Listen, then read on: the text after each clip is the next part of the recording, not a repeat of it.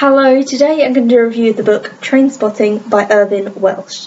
This is basically about a group of drug addicts living in Scotland. So you have a group of guys, some of them start off as drug addicts, some of them become drug addicts, they relapse. It's all about kind of the vicious circle of drugs at the beginning. It's told from Mark's perspective, which you could kind of say is the main character. I'm not sure, to be honest, having read it. But his name is Mark Renton and everyone calls him Rents. It then swaps narrative and you hear from different people about their personal lives. They obviously all interlink because they're friends, but some of the stories are quite isolated. I felt like this was kind of like reading a short story collection, to be honest with you. At times it didn't really link, but it was very entertaining short stories. The main thing obviously is drugs, so everything centres around that. So you don't actually get to know them as people, and I think that was done purposely to say that drugs take over your identity. It's your whole life is about scoring drugs, and then you're on drugs, and then you're thinking about your next time you're going to score drugs, and I think that really worked well within the book. It's also about they try and come off drugs and how you can't because you have to go through that cold turkey phase, and so you're like, I'll just take something, and then you end up taking more and all that different stuff. It's very, very interesting. The whole thing is written in a Scottish accent, which is a bit odd. So the words aren't actually real words in English, but they are if you read them in a Scottish accent. For example, have is spelled H-U-V because it's hov in the Scottish accent, and there's loads of stuff like that. Just is spelled J-I-S-T, gist. So you have to know the Scottish accent to kind of read the book and have that in your head because they're all Scottish in this.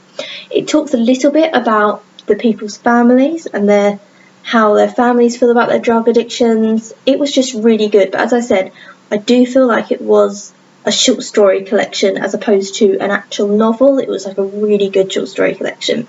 There's a lot of swearing in this. Like every other word is non-stop swearing, so if that's going to offend you, don't get this book.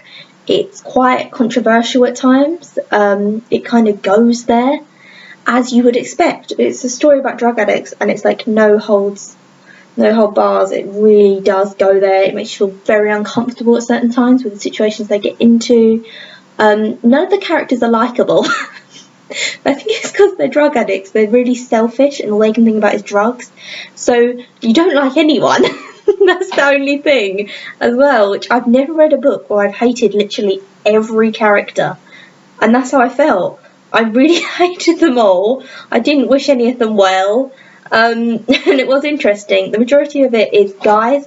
I think there is only one chapter which is told from a girl's perspective, but the rest of it is guys because it's a group of lads and it's kind of that lad mentality towards women as well, which I don't mind reading about at all. But yeah, it was really interesting. I'm going to tell you the chapters because it has chapters and then it had sub-chapters. I might better show you. So the first one is kicking, and then you have each one of these is told by a different person. And so the first one is the Skag Boys, Jean-Claude Van Damme and Mother, and then you have other ones which are told from different people. So the kind of main chapters are kicking, relapsing, kicking again, blowing it, exile, home, exit. And I thought the use of them within the book in those like times were really, really good about the vicious cycle of drugs.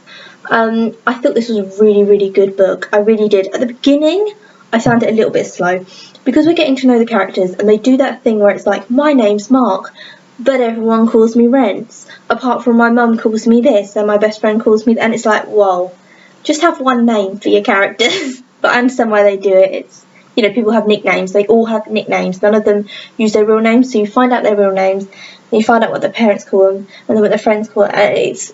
And the stories behind their nicknames, which I found a little bit boring, personally, just for me. This is, let's see, this is 345 pages. I feel like it could have been a little bit shorter, just because I didn't need that much backstory. Some of the chapters in it were really shocking, but, you know, I'm really into horror, as you know.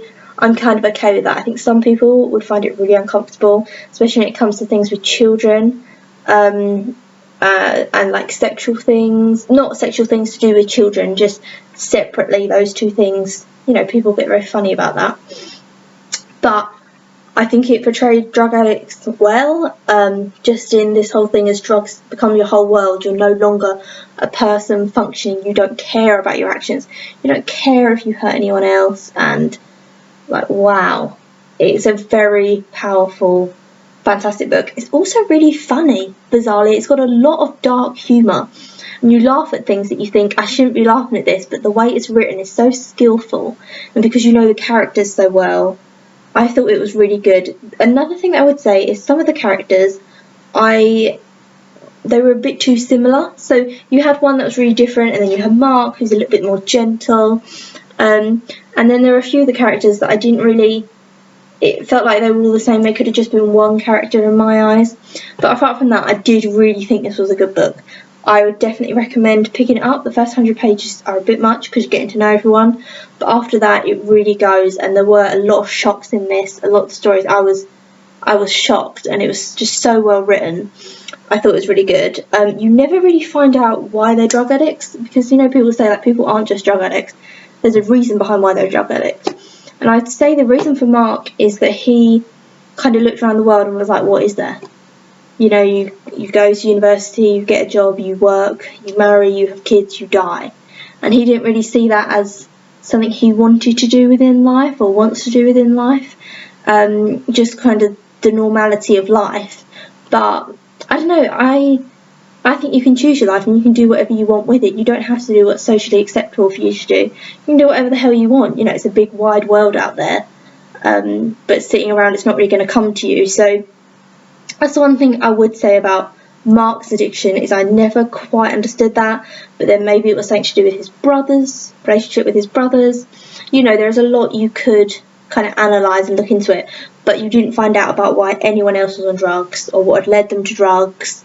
And I think a lot of people say who are ex-drug addicts, you have to have something going wrong in your life to take drugs. If someone said to me, do you want to shoot up some heroin with me? I'd be like, no. But there were certain situations in this when people were like, oh, let me try some heroin, I want to try it. And you don't really normally try something as heavy as heroin unless you've got something going on in your personal life causing you to. And we never found out what that was. Or I don't know if Irvine Welsh maybe doesn't believe that. Maybe he thinks people do drugs just for the fun of it. But heroin is such a strong drug, isn't it, to just decide to do. But no, that was another thing. But because I've got this is going on too long, I'm going to stop in a minute. But I've got so much I could say about it because it's so freaking interesting why people take drugs and why people take drugs for years and are addicts. It's like what caused them to get to this point. It's a fascinating subject. It really, really does fascinate me. It was really, I would have wanted a bit more of that, but I suppose it was more about their adventures and kind of the downsides of taking drugs and how it affects the people around you and how you can actually really harm people and you're just really selfish. But I thought it was an absolutely fantastic read. So I recommend you get this. It's amazing. It will leave you with a lot of thoughts. And that's it. I'm going to end the video here. I am doing a video every day in April. So that's why I've had I think it's 3 videos in a row now. I might not be able to do it every day. I'm only going to do it if I've got a video that I think is worthwhile videoing and and editing and all that. So I will see you maybe tomorrow for another video.